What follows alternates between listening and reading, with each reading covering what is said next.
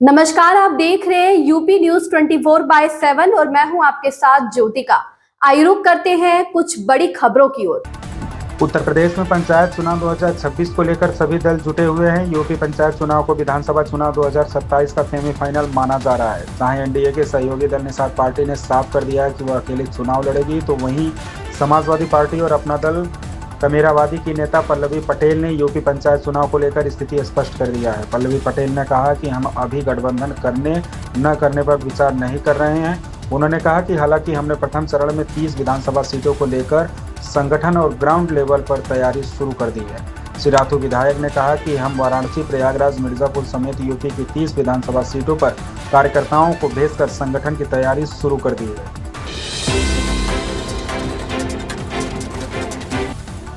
चीन ने भारत समेत कई देशों को रेयर अर्थ मैग्नेट्स का एक्सपोर्ट बंद कर दिया है। इससे भारत में ईवी इंडस्ट्री के साथ साथ इलेक्ट्रॉनिक इंडस्ट्री को भी खासी परेशानी हो रही है। दुनिया में रेयर अर्थ एलिमेंट माइनिंग में चीन की हिस्सेदारी करीब 70% है और ग्लोबल आउटपुट में उसकी हिस्सेदारी 90% है।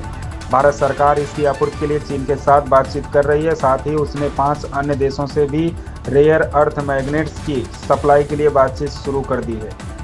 इनमें वियतनाम, इंडोनेशिया, जापान, अमेरिका और रूस शामिल है।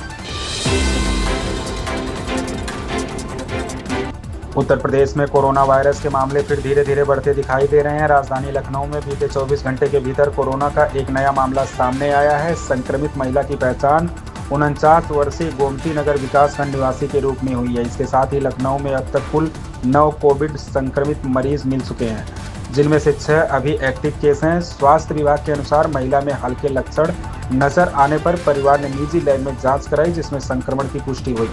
महिला घर पर ही आइसोलेट है और स्वस्थ बताई जा रही है। राहत की बात यह है कि संक्रमित महिला की कोई ट्रेवल हिस्ट्री नहीं है और परिजनों में किसी अन्य सदस्य में लक्षण नहीं मिले हैं।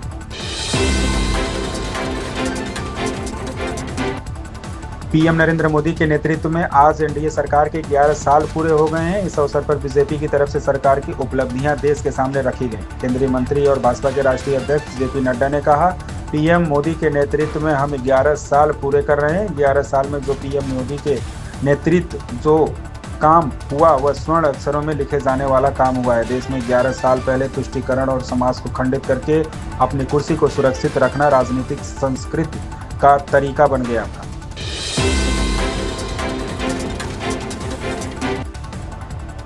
प्रधानमंत्री नरेंद्र मोदी ने बांग्लादेश को ईद की बधाई दी। उन्होंने अंतरिम सरकार के मुख्य सलाहकार मोहम्मद यूनुस को पत्र लिखा। दोनों नेताओं ने आपसी सहयोग और संबंधों को मजबूत करने की बात कही। यह शुभकामनाएं ऐसे समय में आई हैं जब बांग्लादेश राजनीतिक उथल-पुथल से जूझ रहा है। ऐसे समय में जब बांग्लादेश राजनीतिक उथल-पुथल से जूझ रहा, भारत ने फिर से इस पड़ोसी मुल्क की ओर अपना हाथ बढ़ाया है।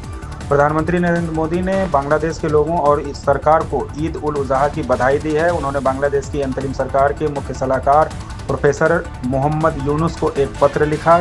4 जून 2025 को लिखे इस पत्र में पीएम मोदी ने भारत की जनता और सरकार की ओर से ईद की मुबारकबाद दी।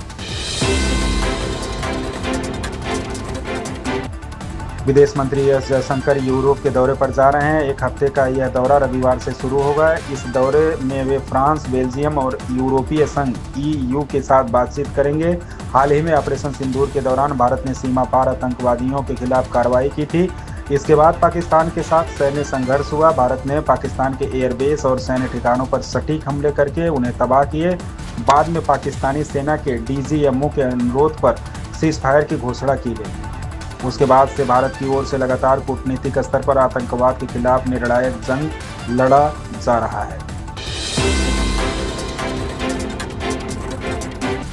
चिराग पासवान अपने पिता रामविलास पासवान की तरह बिहार की राजनीति में किंगमेकर बनने की राह पर हैं। भोजपुर में दिए गए उनके भाषण से संकेत मिलता है कि वे बिहार की सत्ता में सीधी एंट्री चाहते हैं। तो क्या लोजपा आर के राष्ट्रीय अध्यक्ष चिराग पासवान किंगमेकर बनने की राह पर चल पड़े हैं या फिर ठीक अपने पिता की तरह सत्ता की चाबी अपने हाथ रखना चाहते हैं?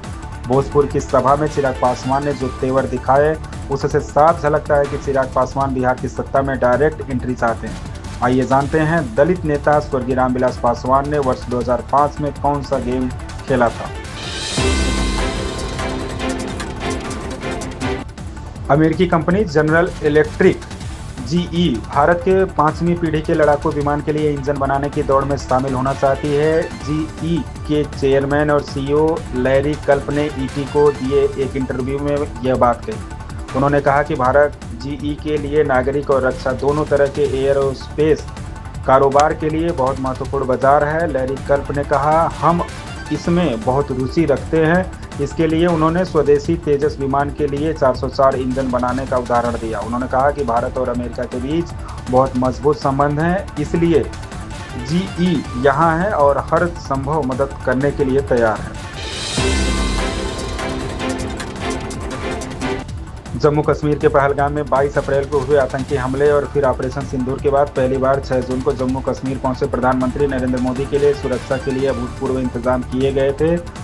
इनमें से एक जो बड़ा चैलेंज था वह था पीएम मोदी का रेल मार्ग से चिनाब और अंजी ब्रिज का उद्घाटन करते हुए श्री माता वैष्णो देवी माता कटरा रेलवे स्टेशन जाना। इसके लिए जो सिग्नल कोच की इंस्पेक्शन कार इस्तेमाल की गई थी वह पिछले साल 23 अगस्त को यूक्रेन दौरे पर गए गोला बारूद हमले से भी बेअसर बुलेट प्रूफ रेल फोर्स 1 की तरह थी।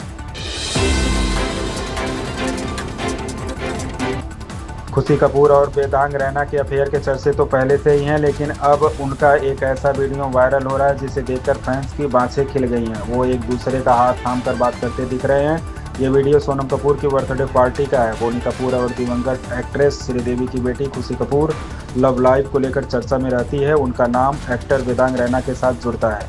अब उनका एक वीडियो वायरल हो रहा है जिसमें दोनों काफ़ी इंटेंस बातचीत करते हुए दिखाई दे रहे हैं। इस दौरान वेदांग कई बार उनका हाथ भी पकड़ते हैं। ऐसा लग रहा है कि उनके बीच किसी बात को लेकर बहस हो रही है। पर जिस तरह से पपारजी ने इस मोमेंट को कैप्चर किया, इसको लेकर लोग उन्हें ताने मार रहे हैं।